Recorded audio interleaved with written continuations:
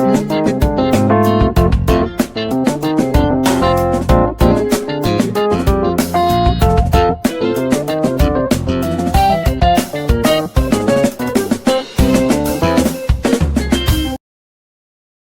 everyone, you are welcome to Anchor Network where you get reliable and authentic news that are so crucial to you.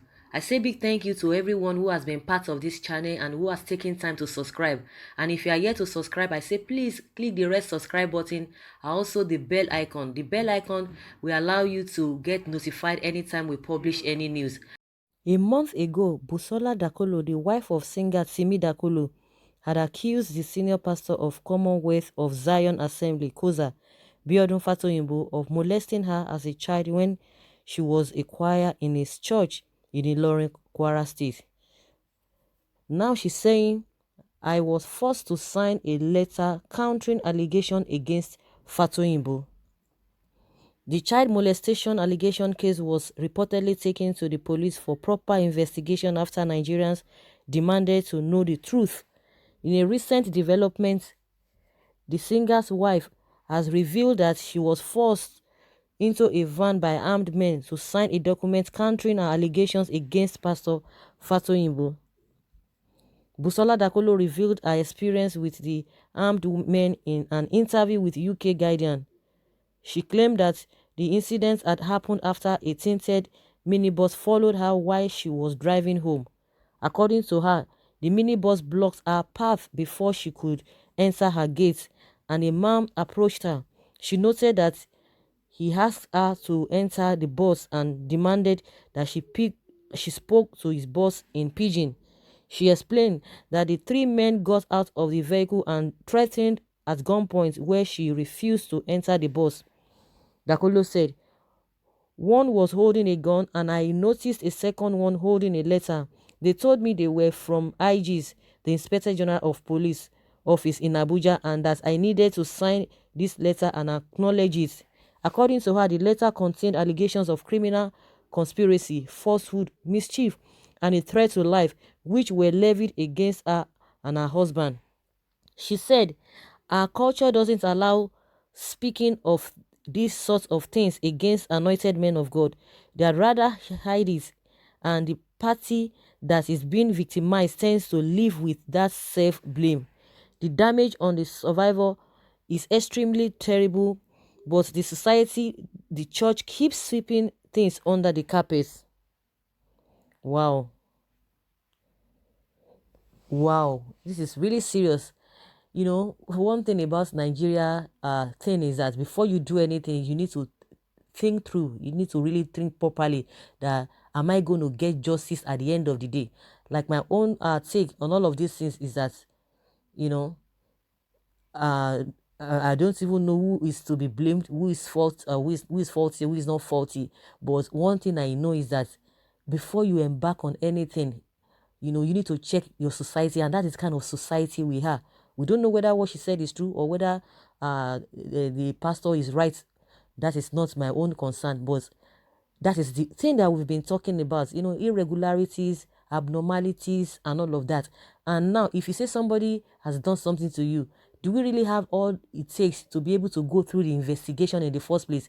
That at the end of the day, everything will not be swept under the carpet, or at the end of the day, you know, you will not be intimidated as you that you think that you are innocent.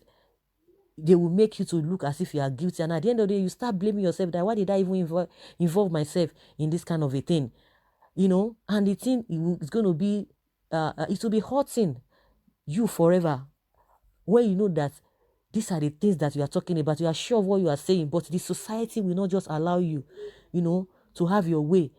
How many investigations were done?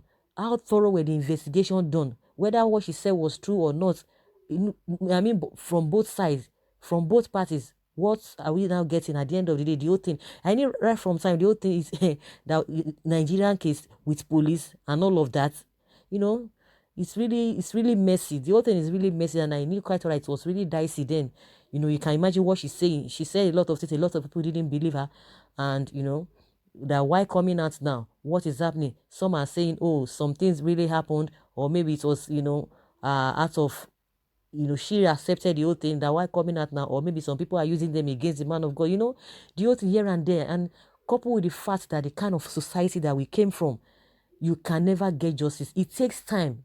It's only when God really wants to do what he has to do before you can get justice. But ordinarily that you want to get justice, that you are fighting the so-called powerful people in this kind of environments, you need to think through before you embark on anything. The people that were like chanting, oh, do this and that, this and this and that. How many of them were able to follow you through? And, to the end of the whole thing now. Now, what she's saying now is that she was forced to sign a letter, a document, meaning now that the letter she has signed or the document she has signed now has now exonerated the pastor. That is what it means. And we have heard that the pastor has already, mounted the pulpit because people demanded that he resigned or he stepped down from the pulpit, which he did almost immediately after a month. For it was last Sunday, we heard that the man has already gone back to the pulpit. So what happens then? I knew quite alright that this whole thing is just so messy. Who is going to believe her? Who is going to believe, And the funniest thing is that the man never even said anything.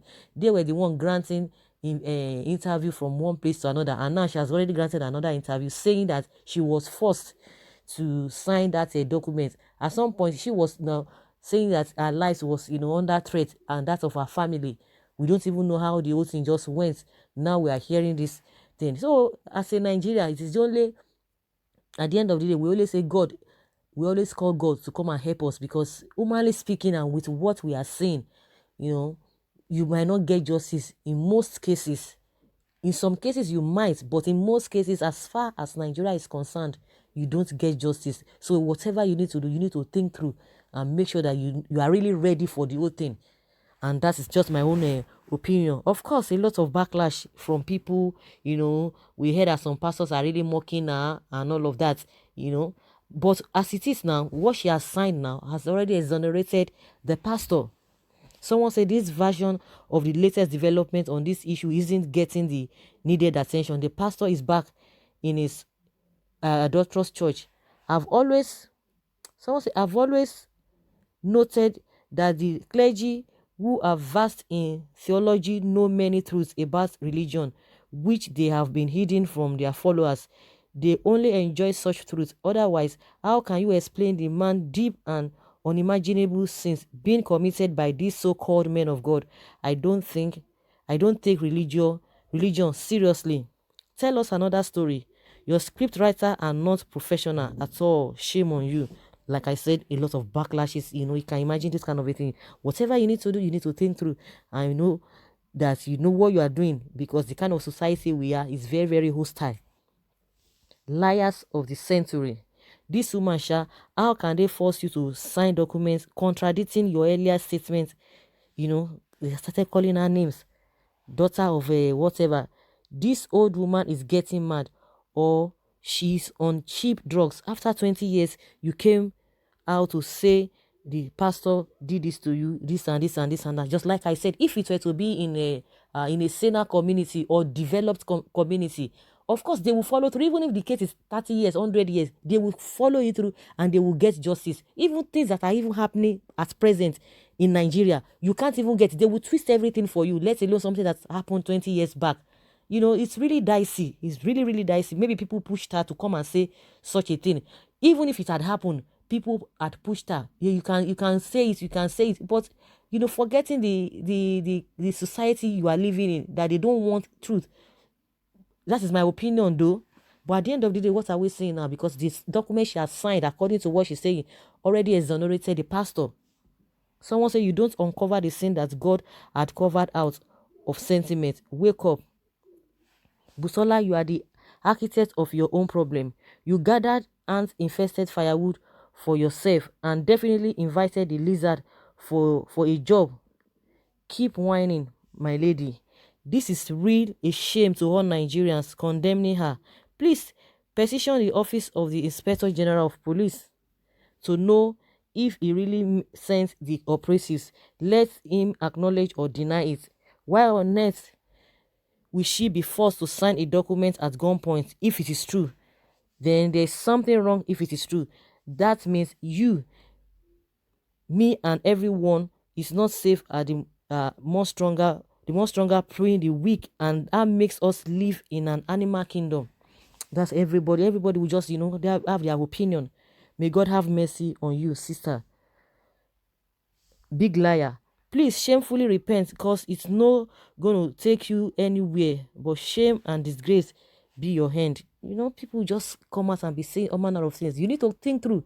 Even people that are talking, when you are faced with some situation in life, and nobody to rescue you, everybody will, at the end of the day, turn against you. She could be saying the truth, and she might not be saying the truth, but we don't know. But within her, she knows what the actual thing is. But for the fact that you are in a society that does not really accept truth, they prefer the falsehood to the truth. And a lot of people have been talking before now, and it has given them a room to be saying all manner of things, and that is what is happening now. So like I said, the letter or the document she has signed has already exonerated the pastor. I mean, maybe that was why the pastor had already, gone back to pulpit.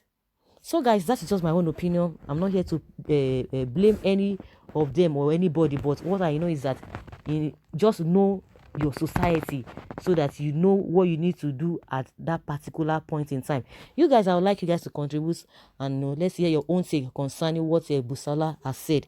Thank you very much for always listening. Bye.